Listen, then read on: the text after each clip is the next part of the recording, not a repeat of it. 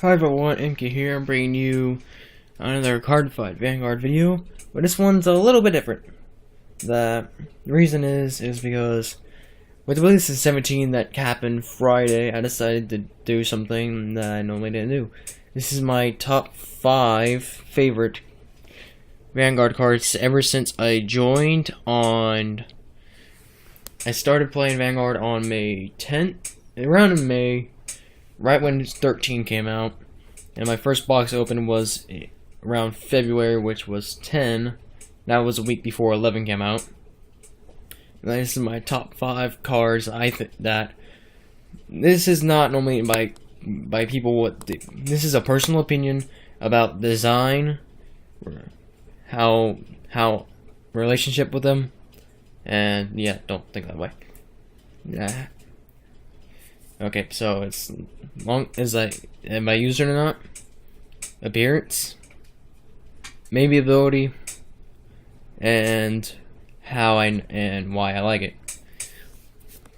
All right, this is 5 through 1. So let's start these off with number 5. Number 5 is Star Vader Infinite Zero Dragon. This is the only break ride on the list. Mainly because this is ever since I started playing Vanguard, this was the main card of this trial deck that I bought. I bought 11, I think it was. Zoom out a little bit. And if it ever focuses. Oh, it's from trial deck 11. And the main thing about this card is that I really love the design on this thing, especially the glow it has. I'm not sure if that's getting on camera or not, but the way the light hits it, you can barely see it because the lights are off. But it was an impressive design, especially with the little glares from the fingers. That's there. The 2 black rings. I'm pretty sure it's the 3rd. I could be wrong. On the back, there's 2 on each arm. The wings look amazing, and I would just officially love this card. You know, I think it's around like $10. Could be wrong. Number 4, Draconic Overlord The End. I don't have the original, so I'll have to go with the SP Fighters Collection version. The reason why I like the card more than Infinite Zero is because I actually watched the anime before I ever played. I seen until when season 2 finished in America for YouTube. That's when I bought that. But this thing is amazing. The ability's really good. Too bad you can't spam it though. But especially love the text of the SP art. The engine never fall. It makes a lot of sense depending on if you watch the anime or not. If you don't watch the anime, go look up. This is like in the last few episodes of season 1, and it's like beginning of season 3 as well. So if you want to go look at that, go check it out. And yeah. No, this next pick is going to surprise a lot of people. Main reason? Because how powerful it is. Number 3 is Star Vader Blaster Joker. Reason why? Because this is one of the most powerful cards to come out of 17. And the reason why it's number 3 is because I just started using it, and I love the ability, and I love the design of what they did with Blaster Blade. How they give him the red lines to distinguish him even more. The little evil glare that's coming out because it's make it look like he's moving.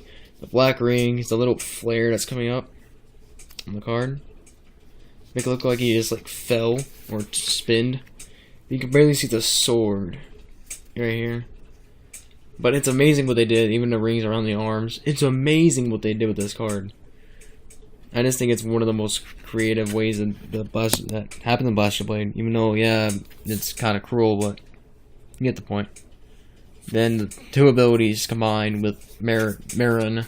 If you get in the Marin, you can get pretty much a 50,000 attack if you have Crumble Marin. So yeah. Number 2. Demon Conquering Dragon Dungaree Unlimited. History of this card. The very first time I've ever seen it was pulling it out of a pack. I'm pulling it out of the box of BT12. I think I've seen it out of someone's binder before. I could be wrong, but I thought this card was like crap because I heard people say the normal dungaree is more expensive, and that is true. But this guy is a powerhouse. If you do the cross ride, have the main card for this, you can have at least 4 cards in the bind zone already. And it's really nice, unless you call more, then you can keep on stacking his ability. The highest I've gotten him alone was with the booster. Alone I got him around almost 40,000. The boost is pretty much a 40 to 50,000 attack. And I got it to like almost a 40 attack once, and it actually went through. Made me happy. But yeah, this card's really nice, and I love it a lot. Alright, before we get to number 1 here, I'd like to point out some honorable mentions that should have made the top 5. If it was a top 10, these would be definitely in it. But which way should it go? Okay, it's gonna go from the bottom to the top. It actually doesn't really matter, so something else was one that's already here. Salome, leading Jonat Salome. I like the design a lot. It's just I've only seen this card very few times, and I recently pulled it like a month ago. So I really can't say much about it, to be perfectly honest. It's a nice looking card. I do like the little effect inside each of the jewels from the back. I like it a lot. It's just not enough to beat Infinite. Just set this here. Alright, now one of the other ones is Knuckle Buster. Reason, he's honestly the most powerful. I'd say the most powerful card out of 16. Why he's not on the top? Experience. I had more experience with Infinite. Same with Salome. Now, the next one is kind of really close between him and Infinite. It's Nebula Lord Dragon.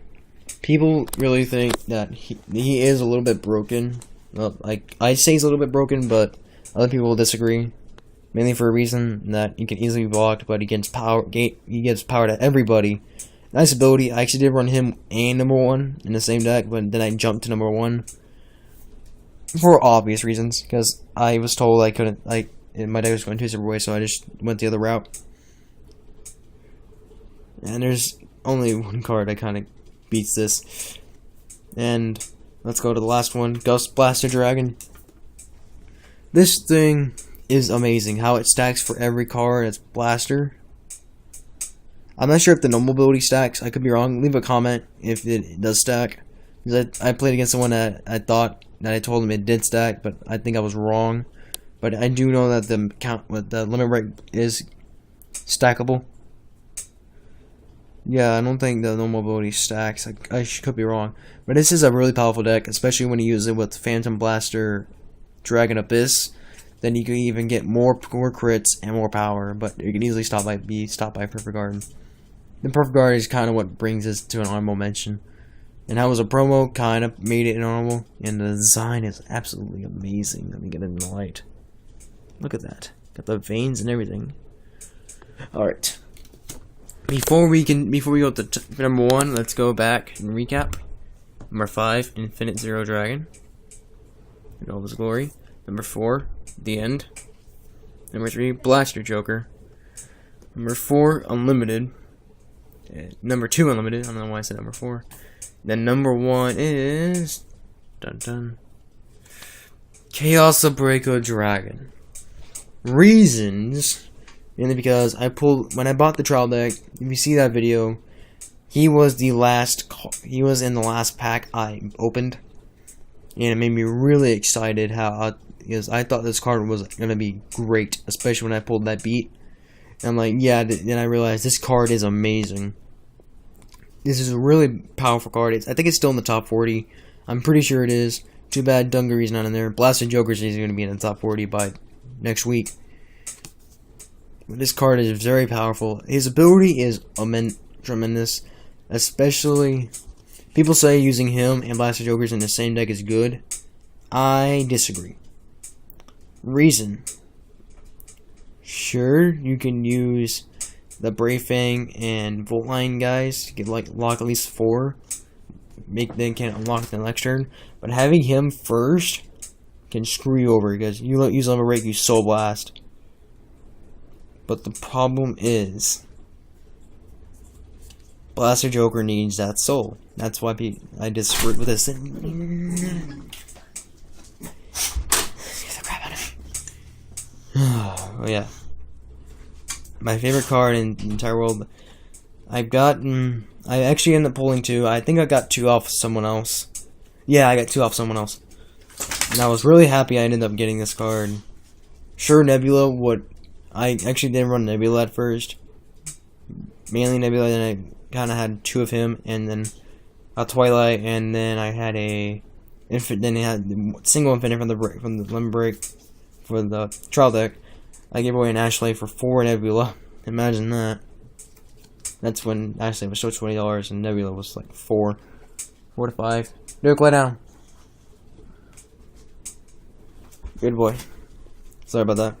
But yeah, favorite card in the entire game. I might make his head my profile picture. I'm still thinking about it, but I'm pretty sure it's gonna happen eventually. Thank you guys for watching this video. Make sure you like, comment, subscribe. If you keep on hitting those ads and give me more money so I can make more card fight unboxing videos.